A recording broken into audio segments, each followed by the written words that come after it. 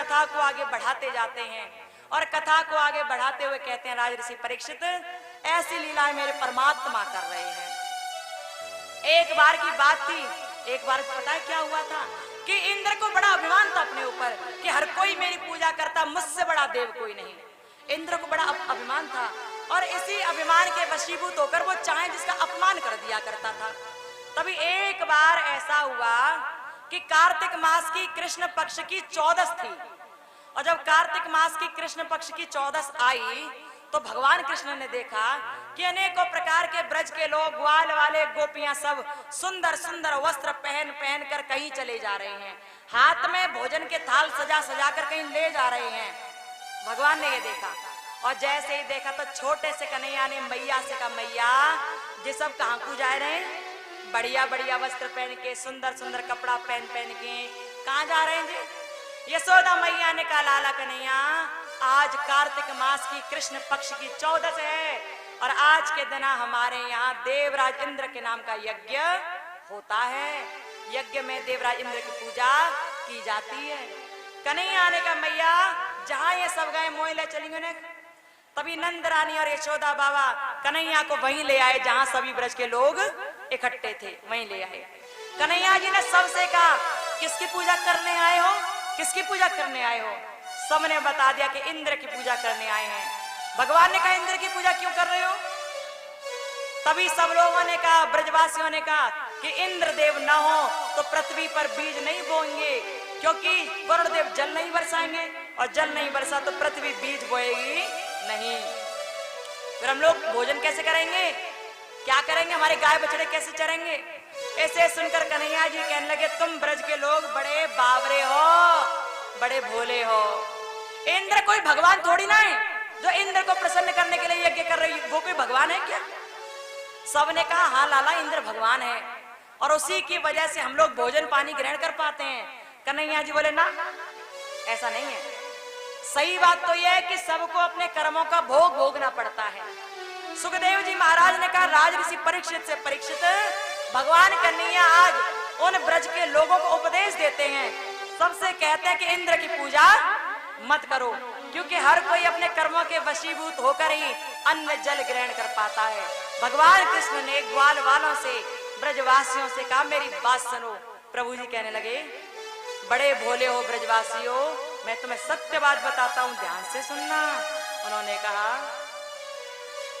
कर्मणा जायते जंतो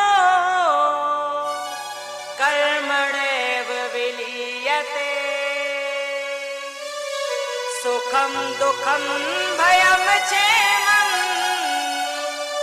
कर्मणा विपज्यते, अस्ति चेदेश्वरः कश्चित् फलरूपस्य कर्मणा, कर्तारं भजते सोऽपि न कर्तुः प्रभुये सह। भगवान ने क्या कहा? भगवान ने ब्रजवासियों से कहा, कर्मणा जायते जंतु कर्मणे विलीयते। कितने बावरे हो ब्रजवासियों, तुम इंद्र को भगवान बोल रहे हो, वो कुछ नहीं करता, सब कर्मों के वशीभूत होता है। कर्मणा जायते जंतु, कर्म के वशीभूत होकर ही व्यक्ति जन्म लेता है, जंतु जन्म लेता है। कर्मणे विलीयते, कर्मों के अनुसार ही वो विलीन हो जाता है। सुखम दुखम भयम क्षेमम, चाहे सुख दुख हानि लाभ जीवन मरण यश अपयश, ये सब आपके कर्मों के वशीभूत हैं। भगवान तो फल देते हैं, केवल याद रखना। और इंद्र भगवान नहीं है। जो कोई 100 अश्वमेध यज्ञ कर ले वो भी इंद्र बन सकता है, ये साधारण है। भगवान के चलाए अपनी नाम चलाता है। यदि तुम्हें सच में पूजा करनी है तो भगवान की करो ना।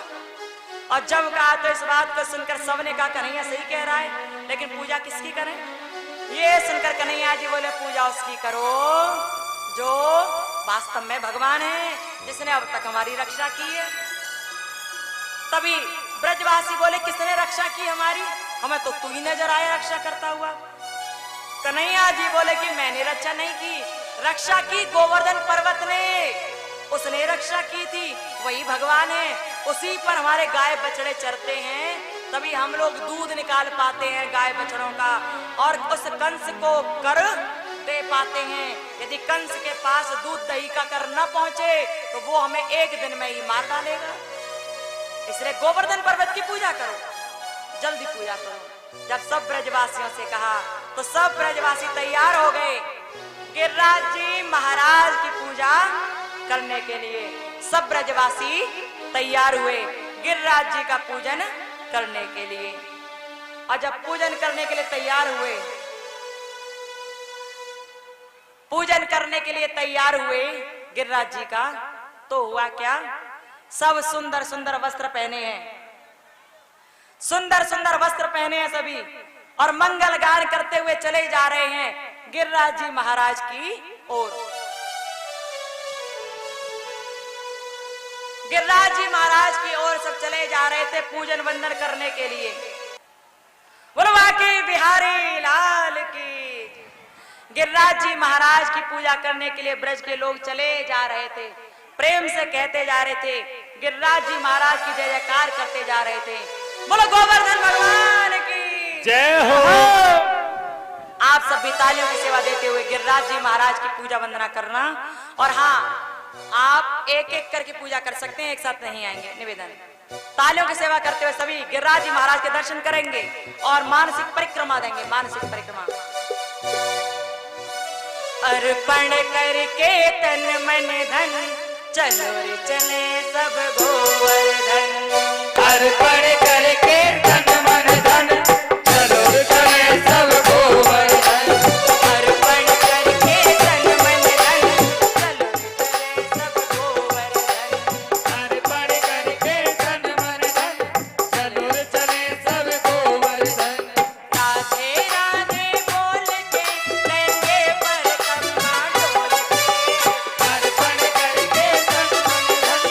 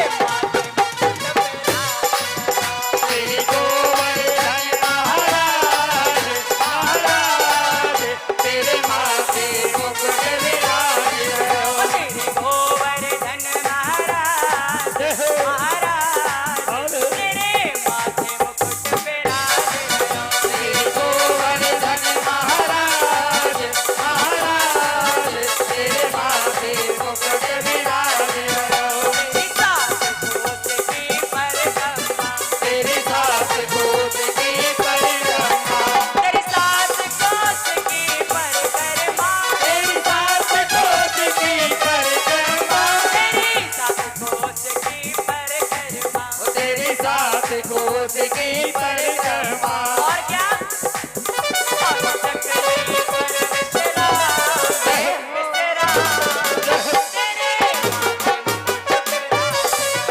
तेरी गोवर्धन महाराज महाराज तेरे माथे मुकुट विराजे श्री गोवर्धन महाराज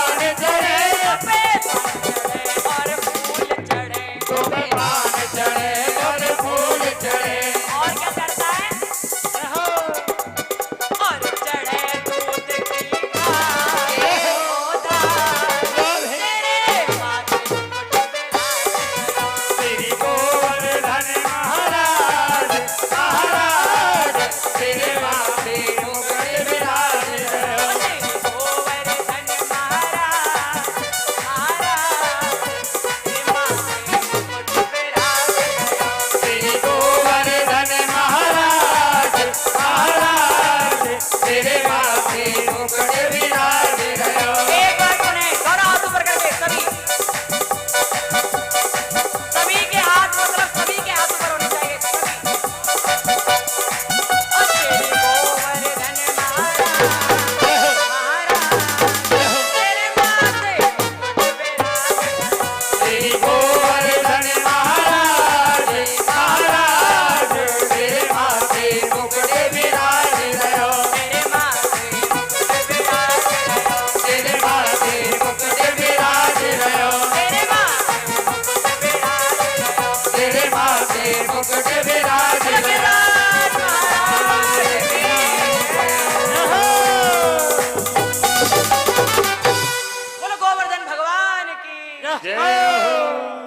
सुंदर तरह से सभी ब्रजवासियों ने पूजा अर्चना की गिरिराज जी महाराज की। जब पूजा कर ली तो देवराज इंद्र को पता चला, नारद जी ने बता दिया कि आजकल पत्थर पहाड़ों का पूजा जा रहा है, देवताओं को कोई दो कौड़ी का नहीं पूछ रहा। और जब कह दिया इंद्र नाराज हो गया। इंद्र ने सम्यक मेघ से कह दिया जाओ जाकर के गर्जना करो, इतनी जोर की आवाज करो पृथ्वी की परत पलट जाए। मेघ आवाज करने लगे, वरुण देव को बुलाया, कहा इतना पानी बरसाओ कि ये पृथ्वी ये ब्रजमंडल डूब जाए, जाओ। वरुण देव गए, 7 दिन 7 रातों तक जल बरसाते रहे। और जब 7 दिन 7 रातों तक जल बरसाते रहे तो हुआ क्या, हुआ कुछ ऐसा कि इंद्र ने कहा वरुण देव से जल बरसाओ। वरुण देव जल बरसा रहे हैं, लेकिन ब्रज के सब लोग परेशान हो गए। सब परेशान होकर भगवान कृष्ण के पास गए, भगवान तुमने उनकी पूजा करवा दी गिरिराज जी महाराज की, इंद्र नाराज हो गए, अब क्या करें, कितना पानी बरसाने की कोशिश करें, बादल देख रहे हो कैसे हो रहे हैं। भगवान बोले चिंता मत करो, जिसकी पूजा की है वो हमारा रक्षक होगा, चलो। भगवान कृष्ण जो 7 वर्ष के कन्हैया हैं, वो कन्हैया जी सब ग्वाल वालों को लेकर गिरिराज जी महाराज के पास पहुंचे। और जब वहां पहुंच गए तो उन्होंने देखा कि इंद्र पूरी तरह क्रोध में है, वरुण देव जल बरसा रहे हैं। तभी भगवान श्री कृष्ण चंद्र ने 7 कोस में फैले हुए गिरिराज पर्वत को अपनी कनिष्ठा उंगली पर धारण कर लिया। और जब से परमात्मा ने गिरिराज को अपनी उंगली पर रखा, तभी से भगवान गिरधारी कहलाए जाने लगे। बोलो गिरधारी लाल की जय हो। भगवान ने धारण कर लिया। वरुण देव 7 दिन 7 रातों तक जल बरसाते रहे, लेकिन जल की एक बूंद भी नीचे न आई। जब सुखदेव जी ने ये बात कही तो इस बात को सुनकर राजऋषि परीक्षित ने कहा, भगवान 7 दिन 7 रातों तक जल जब बरसाया गया होगा तो जल तो बहुत हो गया होगा, वो जल कहां चला गया? जब नीचे नहीं गिरा तो कहां गया? ये सुनकर सुखदेव जी भगवान बोले, राजऋषि परीक्षित वो जल कहां गया? ध्यान से सुनना, 3 बातें बताई जाती हैं उसके पीछे कि जल कहां गया। पहली बात तो ये कहते हैं कि जब कन्हैया जी ने देखा कि वरुण देव जल बरसा रहे हैं तो उन्होंने उस गिरिराज पर्वत को उठाया और उठाकर कह दिया कि तुम इतने अधिक गर्म हो जाओ कि तुम्हारे ऊपर जैसे जैसे बरसात का जल गिरे भाप बन के तुरंत ऊपर उड़ जाए, इतने गर्म हो जाओ। तो पर्वत ऐसा ही हुआ, गर्म हो गया और जल भाप बन के उड़ने लगा। दूसरी बात बताते हैं कि भगवान कृष्ण ने सुदर्शन चक्र को आज्ञा दे दी कि पूरे ब्रजमंडल पे ऐसे छा जाना मानो छत हो गई हो, एक बूंद भी नीचे ना आ पाए, ध्यान रहे। सुदर्शन चक्र ऐसे ही छत्र की तरह छा गया, एक बूंद भी नीचे नहीं आने दी। लेकिन तीसरा कारण बताते हैं, वो मुख्य कारण बताते हैं उसे, कहते हैं कि जब वरुण देव ने 7 दिन 7 रातों तक जल बरसाया तो वो गया कहाँ? जानते हो कहाँ गया? कहते हैं कि उस जल को अगस्त्य मुनि ओक लगाकर पी गई। कौन पी गया? अगस्त्य मुनि ओक लगाकर पी गई। अब अगस्त्य मुनि को क्या आवश्यकता आ पड़ी जल पीने की, जानते हो? एक बार की बात थी जब त्रेतायुग था, त्रेतायुग में भगवान श्री राम जी हुए।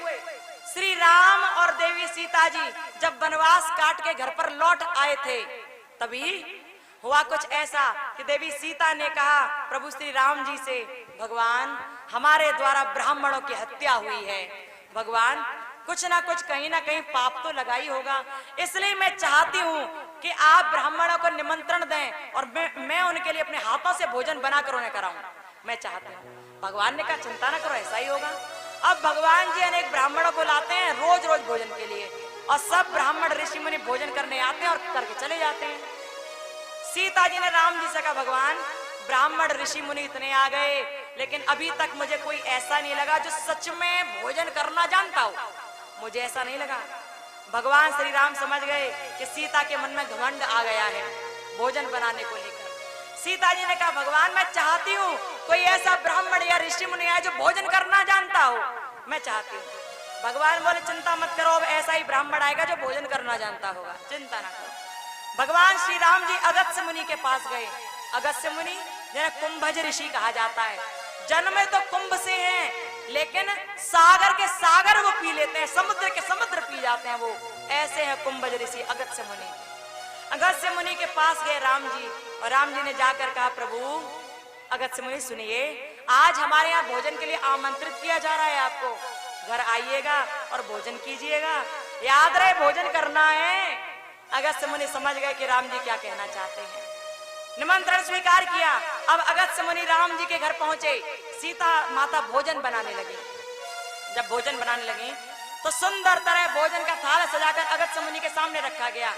अगस्त्य मुनि को पूरा दिन हो गया भोजन करते करते, लेकिन वो उठे नहीं।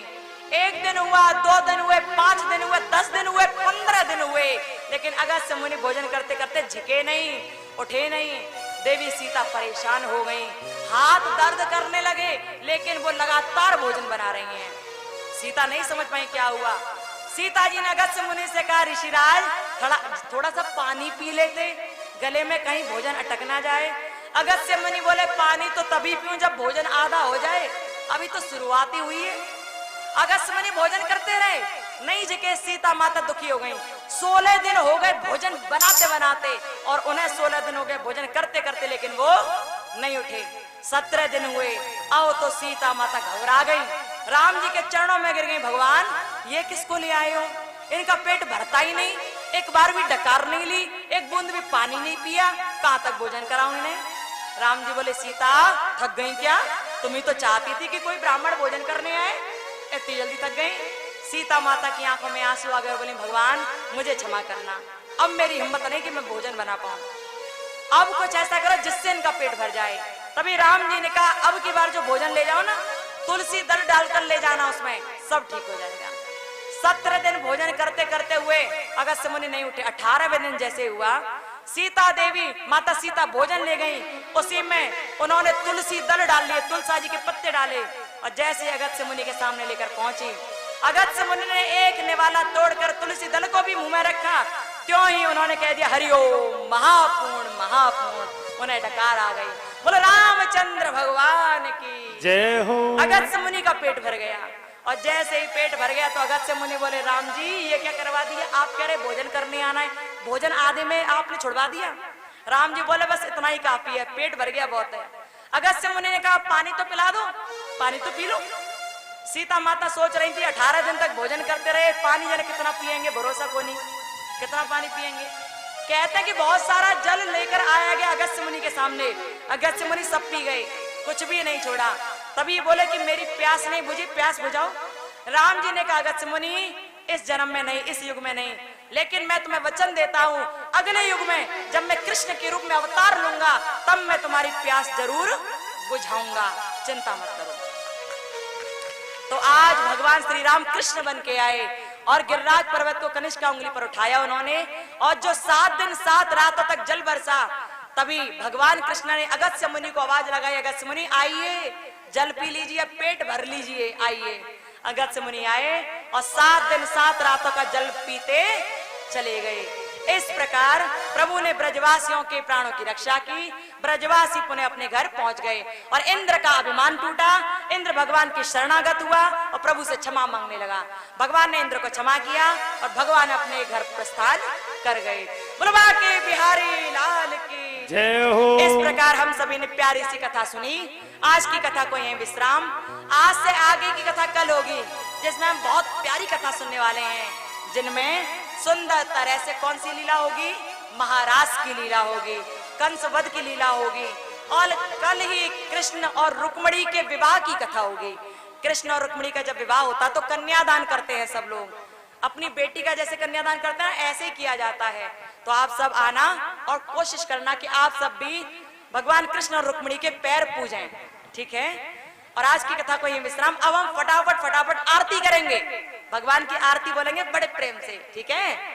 इसलिए आप सभी आरती के लिए अपने स्थान पर ही खड़े रहें, आगे कोई ना आए। हरि ओम स्वस्तेन्द्रो व्रजस्रवा सहस्रभुजा देवा सहस्रनस्ताक्षरो अश्नेमहि सहस्रस्पतो ददातु।